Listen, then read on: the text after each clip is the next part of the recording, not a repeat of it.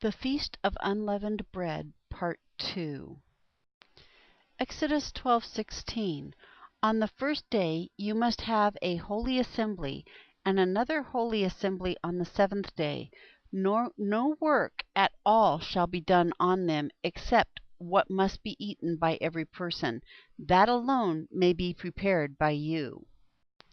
Verse 16 relates how the first and the seventh days of matzah are holy, Sabbaths, and that an assembly must be called for worship as a body. Not working on these days pictures Israel entering into the reality of what God has freed us from, slavery, and to Himself. He's freed us from slavery to sin, and we are to walk in that freedom, trusting Him for holiness, peace, and life, allowing Him to be our God and make us into the image of His Son, Jesus, sinless and holy and obedient to God. Exodus 12:17.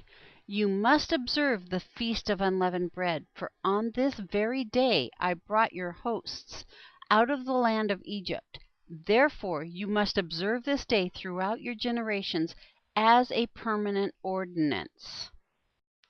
Verse 17 speaks of Israel being brought out of Egypt on the first day of Matzah, the 15th of Aviv, Numbers 33, 1-3.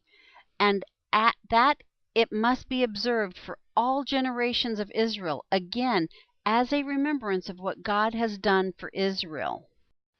On this day, the first day of Matzah, Jesus dies at 3 in the afternoon. At His death, we are freed from sin and death. This is what He meant when He said, "It is finished." John 19:30, the redemption of Israel. Exodus 12:18. In the first month, on the 14th day of the month, at evening, you must eat unleavened bread until the 21st day of the month at evening. Verse 18 speaks of eating unleavened bread for the entire feast for 7 days. Exodus 12:19. 7 days there shall be no leaven found in your houses, for whoever eats what is leavened, that person shall be cut off from the congregation of Israel, whether he is an alien or a native of the land. Verse 19 reiterates verse 15 in both what must be done, no leaven in homes, and punishment for eating bread made with yeast, separation from their people, Israel, in effect cutting one off from God's saved people. Exodus 12:20. You shall not eat anything leavened. In all of your dwellings you must eat unleavened bread.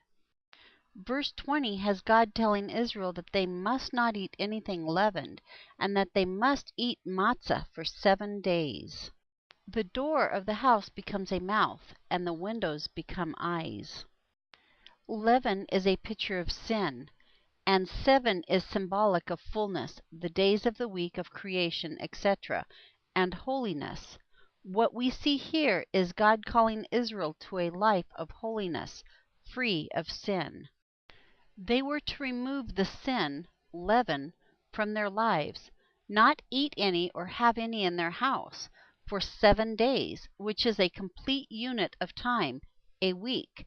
It would symbolize another complete unit of time, the coming year. Then the next feast of matzah would come around and they'd do it again. It also pictured their total freedom from sin and suffering by the blood of the Lamb. In essence, there being no leaven in all the land of Israel would signify that there wasn't any sin in Israel, a picture that God will transform into reality one day. For I do not want you, brethren, to be uninformed of this mystery, so that you will not be wise in your own estimation that a partial hardening has happened to Israel, until the fullness of the Gentiles has come in, and so all Israel will be saved, just as it is written. The deliverer will come from Zion. He will remove ungodliness from Jacob. This is my covenant with them, when I take away their sins. From the standpoint of the gospel, they are enemies for your sake, but from the standpoint of God's choice, they are beloved for the sake of the fathers. Romans 11:25 through 28. The church will watch as God performs his wonders in bringing the natural seed of Abraham. The picture of Passover and the Feast of Unleavened Bread will be fulfilled for Israel, the natural branch. Part 2. The end of the Feast of Unleavened Bread.